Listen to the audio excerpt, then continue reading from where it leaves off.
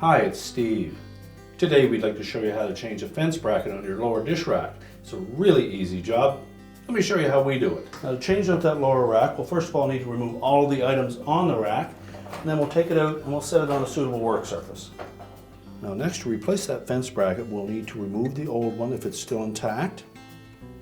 To do so, we need to release both tabs on the bottom. Typically you'll find you can only release one at a time.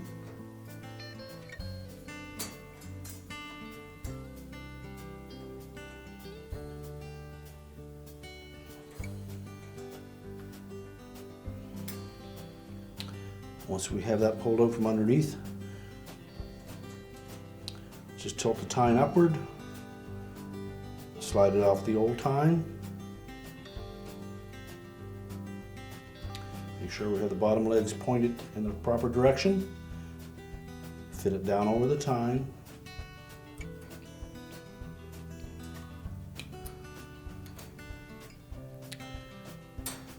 And then alternately put one leg and then the other under that bottom wire. You may find that you have more leverage by putting the forward facing one in first and flex the back side and tuck it into place.